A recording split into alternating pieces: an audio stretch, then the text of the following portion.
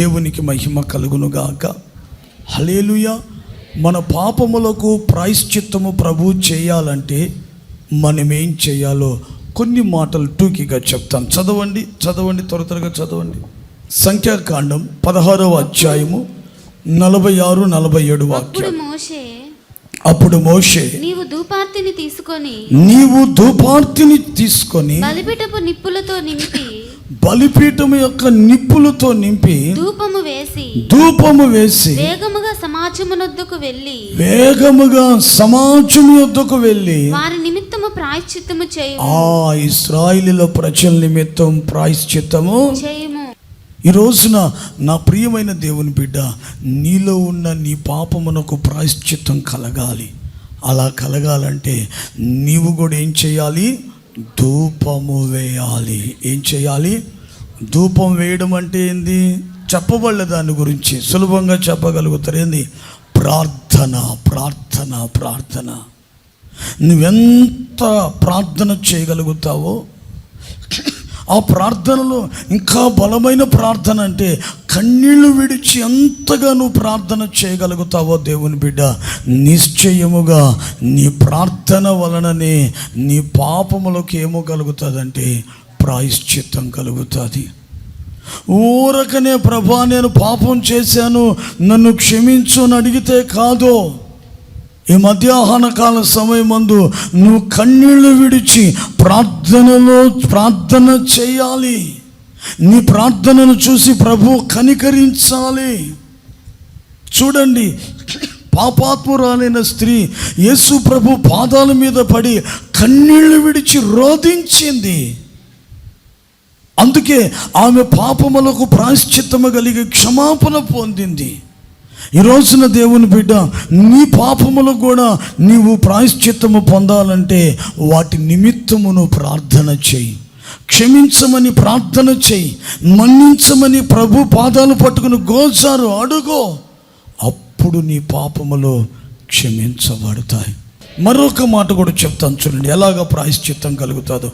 సంఖ్యాకాండము 25వ అధ్యాయము 13వ వాక్యాన్ని చదువుకుందాం. అది నిత్యమైన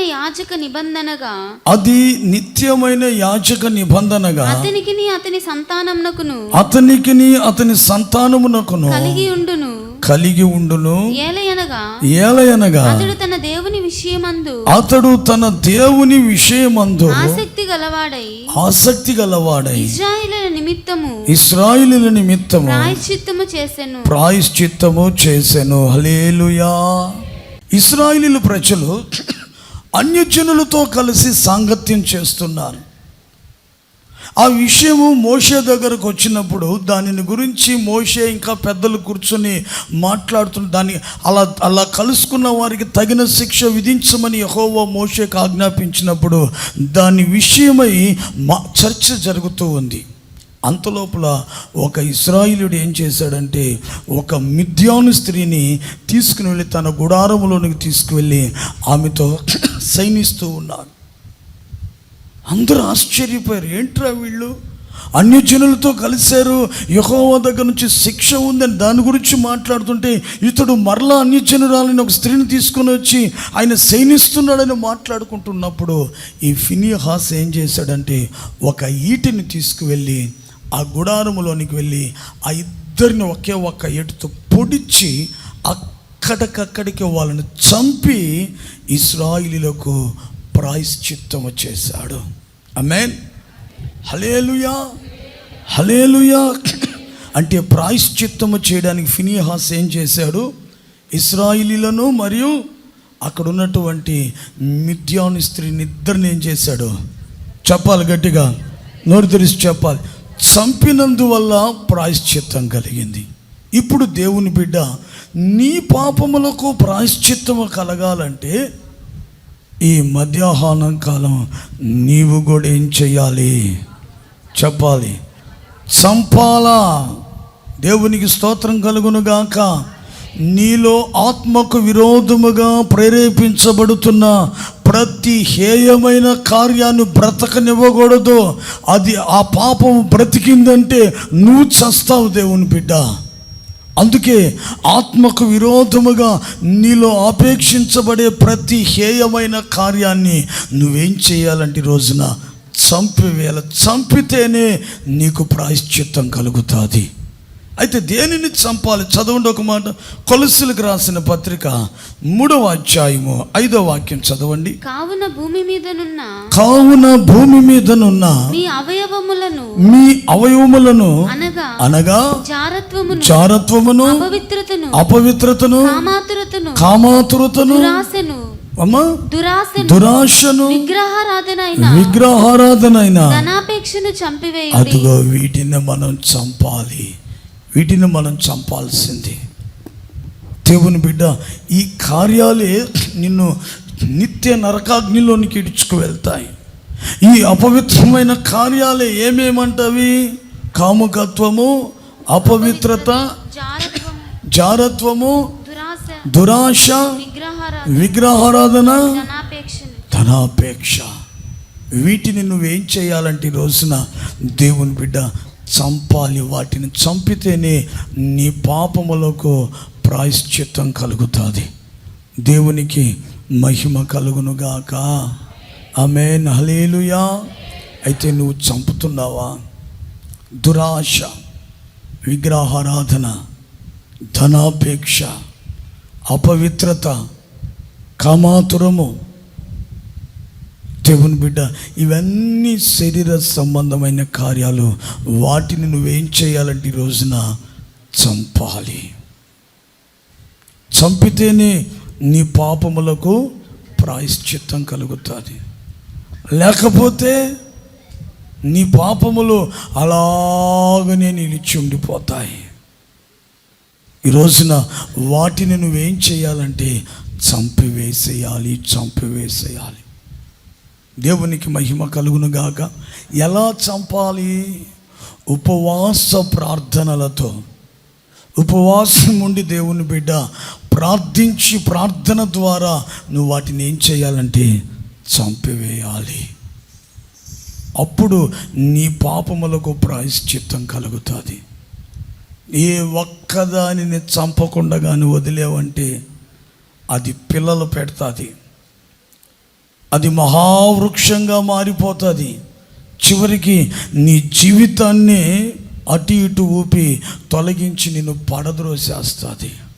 అటువంటి భయంకరమైనటువంటి స్థితిలోనికి తీసుకెళ్ళిపోతుంది. అందుకే దేవుని బిడ్డ నువ్వేం చేయాలంటే వాటన్నిటిని నువ్వేం చేయాలి? ఉపవాసముల ద్వారా నువ్వేం చేయాలంటే వాటిని చంపివేయాలి. పౌలు చెప్తాడు, ఇతరులకు బోధించి నేనెక్కడ భ్రష్టుడనైపోదునేమోనని నా శరీరాన్ని నేను లోపరుచుకున్నట్లుగా దానిని నలగగొట్టి నేను దాన్ని లోపరుచుకుంటున్నాను అంటాడు. ఈ శరీర కార్యములను చంపాలంటే ఉపవాసాల చేత నీ శరీరాన్ని నువ్వు నలగగొట్టుకుంటే అప్పుడు ఆ కార్యాలన్నీ చనిపోతాయి. ఒక మాట కూడా చెప్తాను చూడండి. యెషయా గ్రంథం 6:7. యెషయా గ్రంథం 6వ అధ్యాయము 7వ వాక్యం. ఇది నీ పెదవులకు తగిలెను గనుక నీ పాపములకు ప్రాయశ్చిత్తమాయెను. మనకు తెలుసు కదా, ఎవరు చేశారు అక్కడ ప్రాయశ్చిత్తము చెప్పండి? సెరూపులలో ఒక దేవదూత యెషయా పాపమునకు ప్రాయశ్చిత్తం కలిగించింది. ఎలాగా చెప్పండి? ఎలాగా? బలిపీఠం మీద ఉన్నటువంటి అగ్నిలో ఒక కొరివిని తీసుకుని వచ్చి ఆ సెరాపు ఏం చేశాడంటే ఆ యెషయా పెదవుల మీద పెట్టి కాల్చి శుద్ధి చేసి యెషయాతో చెప్తుంది, నీ పాపమునకు ప్రాయశ్చిత్తం జరిగింది. పో యెషయా, ఇక నుండి నీవు పవిత్రంగా పరిశుద్ధంగా నేను బ్రతుకుతావు. ఎందుకంటే నీ పాపమును అగ్ని చేత కాల్చి పవిత్రపరిచి ప్రాయశ్చిత్తము చేశాను అన్నాడు. ఈరోజు నా దేవుని బిడ్డ, నీ పాపమునకు ప్రాయశ్చిత్తం కలగాలంటే నీవు కూడా అగ్ని చేత కాల్చబడాలి. ఏ అగ్ని అది? పరలోకపు అగ్ని, పరిశుద్ధాత్మ అగ్ని, పెంతెకోస్తు పండుగ దినమునాడు మేడగదిలోనికి దిగి వచ్చినటువంటి దేవుని అగ్ని చేతను కాల్చబడాలి. ఒక మాటలో చెప్పాలంటే పరిశుద్ధాత్మ అగ్ని చేత నీవు ఏమవ్వాలంటే కాల్చబడాలి. అందుకే దేవుని బిడ్డ, నీవు పరిశుద్ధాత్మ చేత నింపబడాలి. ఆ అగ్ని ఏంటంటే పరిశుద్ధాత్ముడే. నువ్వెంతగా ఆత్మచేత నువ్వు నింపబడతావో అంతగా నీ పాపము పరిహరించబడి నీవు పరిశుద్ధపరచబడతావు. ఈ రోజుల్లో దేవుని బిడ్డలారా, ఈ విధంగా దేవుని అగ్ని చేత తమ్మును తాము పరిశుద్ధపరచుకొని ప్రాయశ్చిత్తము చేసుకునేటువంటి వాళ్ళు చాలా అరుదైపోయారు. దేవుని ఆత్మచేత నింపబడలేకపోతున్నారు. దేవుని ఆత్మాభిషేకాన్ని పొంది తమ్మును తాము పరిశుద్ధపరచుకొని వారి పాపములకు ప్రాయశ్చిత్తాన్ని కలిగించుకోలేకపోతున్నారు. అందుకే ఈ రోజున నా ప్రియమైనటువంటి సహోదరుడా, సహోదరి, నీవు కూడా ఏం చేయాలంటే పరిశుద్ధాత్మ చేత ఎంత నింపబడతావో ఆ పరిశుద్ధాత్మ అగ్ని నిన్ను ఏం చేస్తుందంటే నిన్ను కాల్చి నీ పాపమునకు ప్రాయశ్చిత్తమును కలుగు చేస్తుంది. దేవునికి మహిమ కలుగునుగాక. ఆమేన్. హల్లెలూయా.